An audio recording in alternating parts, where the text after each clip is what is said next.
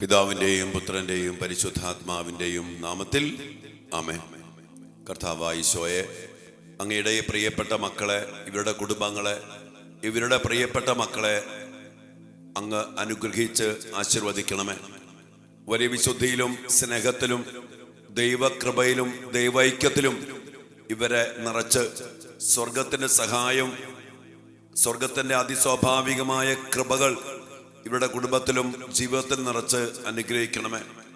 ആരോഗ്യത്തിലും സന്തോഷത്തിലും സൗഖ്യത്തിലും സമാധാനത്തിലും സമൃദ്ധിയിലും കർത്താവെ, അങ്ങയുടെ കൃപയാൽ അങ്ങയുടെ മക്കളും ഇവരുടെ കുടുംബവും ഇവരുടെ പ്രിയപ്പെട്ട എല്ലാവരും അനുഗ്രഹിക്കപ്പെടുവാൻ അങ്ങ് തന്നെ ഇടയാക്കണമെന്ന് പ്രാർത്ഥിക്കുന്നു.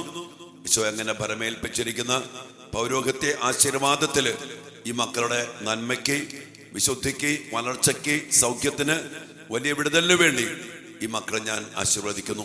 അതിനായിട്ട് കർത്താവ് ഈശോ മിശിഹായുടെ കൃപയും പിതാവായ ദൈവത്തിൻ്റെ സ്നേഹവും പരിശുദ്ധാത്മാവിൻ്റെ സഹവാസവും വിശുദ്ധ കുരിശിനാൽ മുദ്രിതമാക്കപ്പെട്ട സംരക്ഷണവും നൽകി ദൈവമായ കർത്താവ് എൻ്റെ പ്രിയപ്പെട്ട മക്കളെ, നിങ്ങളെ, നിങ്ങളുടെ കുടുംബത്തെയും നിങ്ങളുടെ പ്രിയപ്പെട്ട മക്കളെയും അനുഗ്രഹിക്കട്ടെ, ഇപ്പോഴും എപ്പോഴും എന്നേക്കും. ആമേൻ.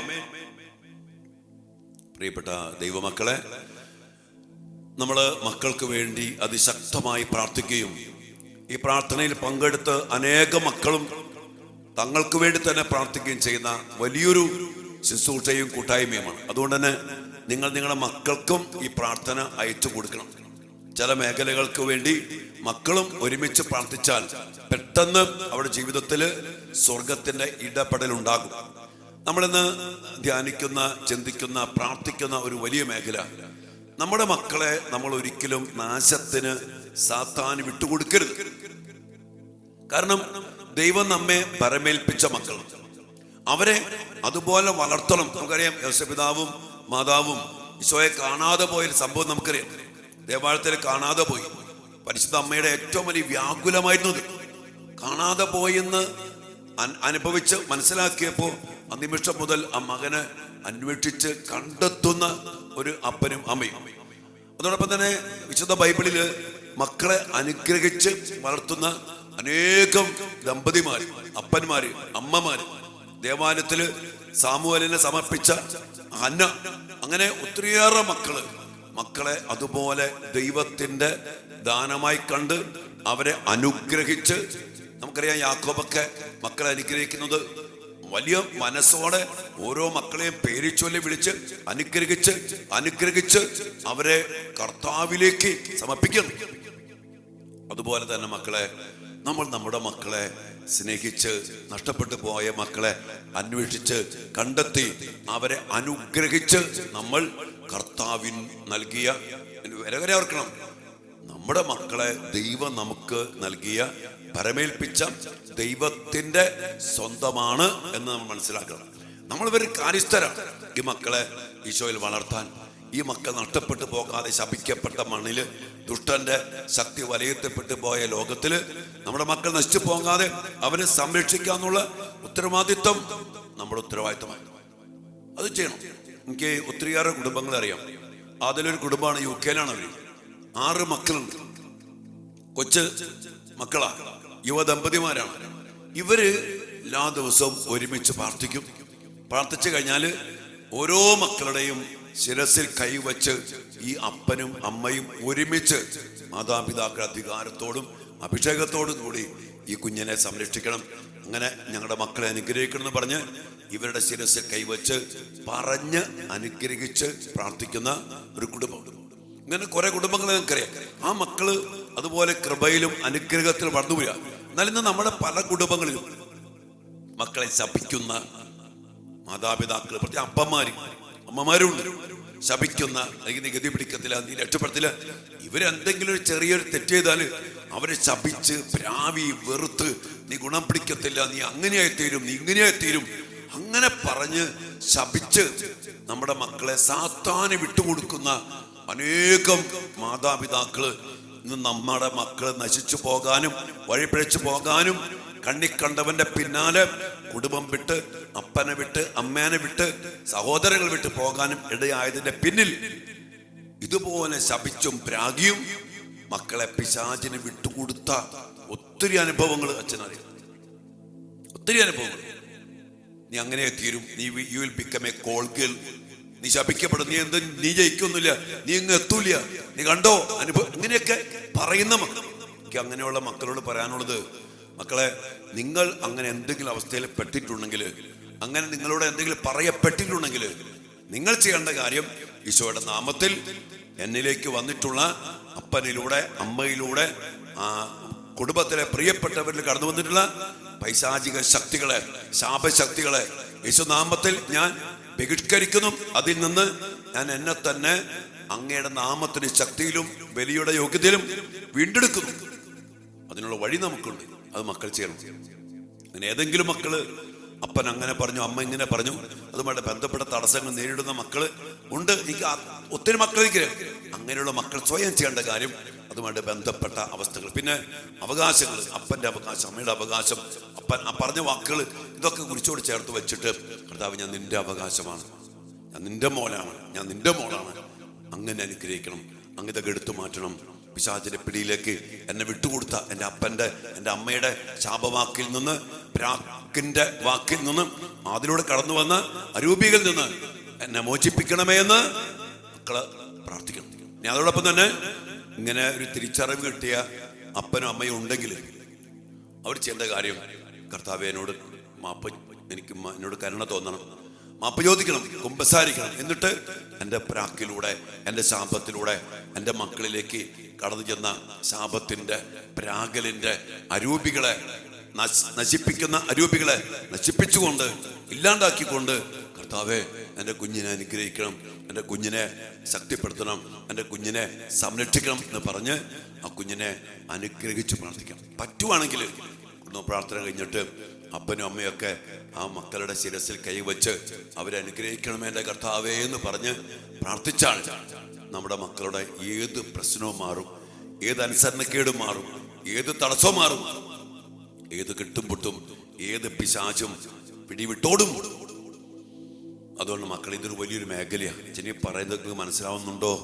പ്രിയപ്പെട്ട മക്കളെ, ഓരോ ദിവസവും ആരാധനയ്ക്കിരിക്കുമ്പോൾ അനേകം മക്കൾ അനുഭവിക്കുന്ന ജീവിത പ്രശ്നങ്ങൾ കാണുമ്പോൾ എന്തുകൊണ്ടെന്നുള്ള ചോദ്യത്തിന്റെ ഉത്തരമായിട്ട് പരിശുദ്ധാത്മാവ് നൽകുന്ന ദിവ്യമായ സന്ദേശങ്ങളാണ് ഓരോ ദിവസവും അച്ഛനെ പറയുന്നത്. ഇതനുസരിച്ച് ചെയ്യണം. അല്ലാണ്ട് പിള്ളേരെ പ്രശ്നം മാറാൻ വേണ്ടി അച്ഛനെ കാണിക്കാൻ കൊണ്ടുവന്നിട്ടോ അല്ലെങ്കിൽ വന്ന് ബന്ധിച്ച് പ്രാർത്ഥിക്കണം, അച്ഛാ അങ്ങനെയാണ് ഇങ്ങനെയാണ്, ഇതിന്റെ കാരണങ്ങൾ അച്ഛൻ പറയുന്നത്. എൻ്റെ വിഷമം ഇതാരും മനസ്സിലാക്കി ചെയ്യണില്ല. അങ്ങനെ ഉണ്ടെങ്കിൽ നമ്മുടെ മക്കളും നമ്മുടെ കുടുംബങ്ങളും അവരുടെ പഠനത്തില്, ജോലിയില് ഒരു തടസ്സം നേരിടാതെ കർത്താവ് നമ്മുടെ മക്കളെ ഉന്നത സ്ഥാനത്ത് എത്തിച്ചേരാം. അതിനുള്ള ഉത്തരവാദിത്വം നമുക്കുണ്ട്.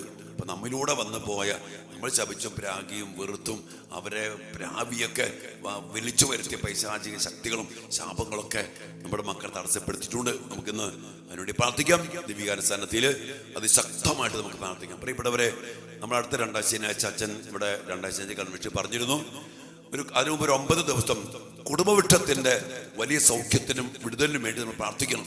വിശുദ്ധ കുർബാനയിൽ കേന്ദ്രീകൃതമായ വലിയൊരു വിടുതലും രക്ഷയും നമ്മുടെ കുടുംബത്തിലേക്ക് വിളിച്ചിറക്കിക്കൊണ്ട് നമ്മുടെ തലമുറയെ, നമ്മുടെ കുടുംബവൃക്ഷത്തെ, നമ്മുടെ പാരമ്പര്യത്തെ വിശുദ്ധീകരിക്കുന്ന വലിയൊരു ശുശ്രൂഷ അടുത്ത രണ്ടാം ശനിയാഴ്ച നമ്മൾ ആലയത്തിൽ വെച്ച് നമ്മൾ ചെയ്യും. അപ്പൊ അതുകൊണ്ട് അതിനുവേണ്ടി 9 ദിവസം ഒരുക്കം ശുശ്രൂഷയുണ്ട്.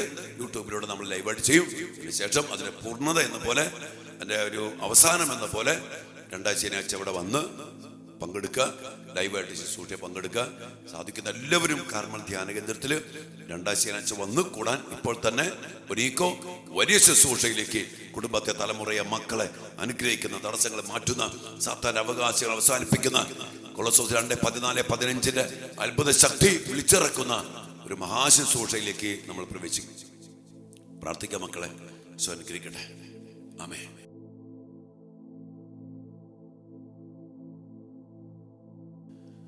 പരിശുദ്ധ പരമ ദിവ്യകാരുണ്യ ഈശോയ്ക്ക് നേരവും ആരാധനയും സ്തുതിയും പുകഴ്ചയും ഉണ്ടായിരിക്കട്ടെ.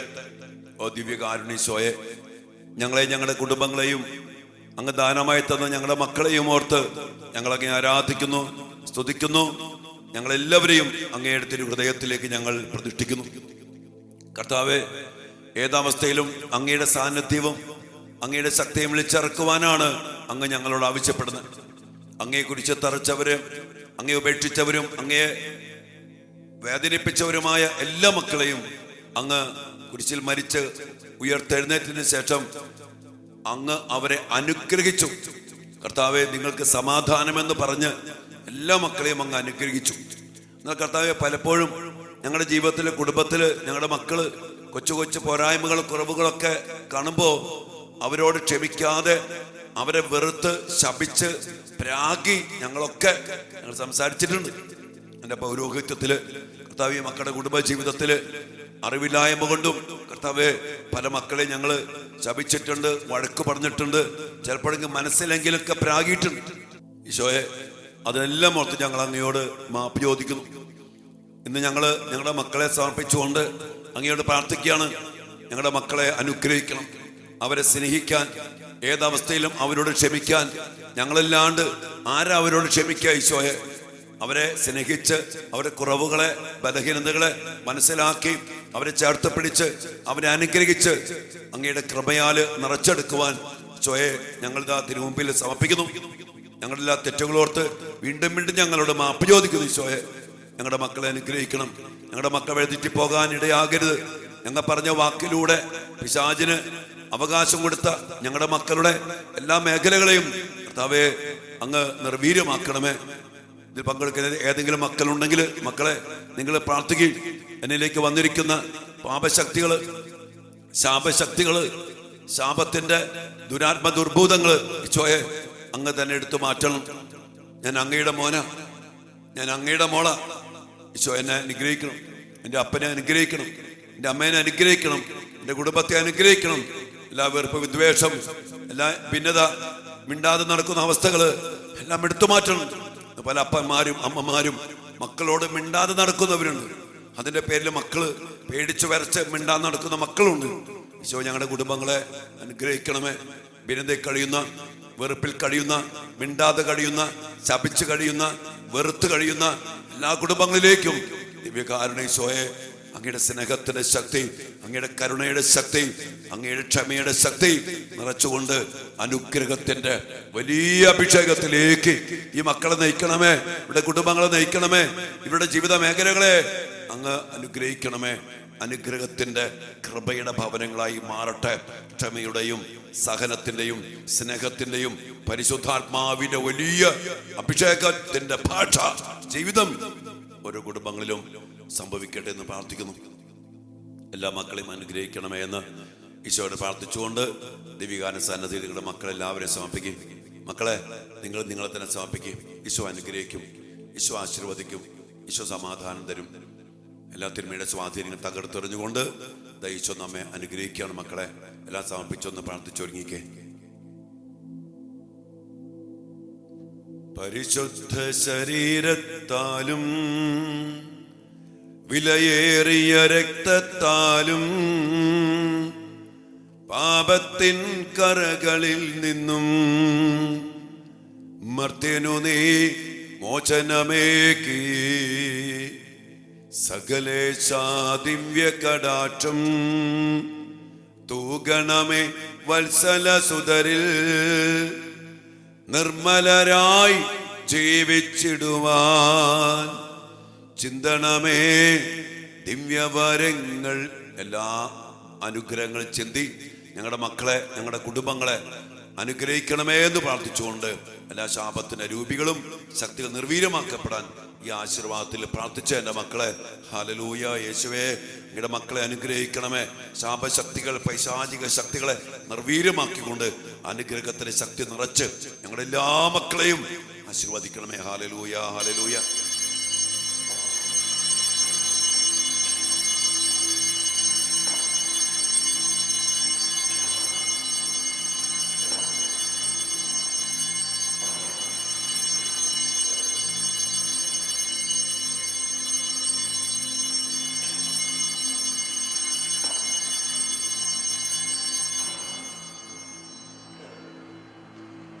പരിശുദ്ധ പരമ ദിവ്യകാരുണ്യ ഈശോയ്ക്ക് എന്നേരവും ആരാധനയും സ്തുതിയും പുകഴ്ചയും ഉണ്ടായിരിക്കട്ടെ.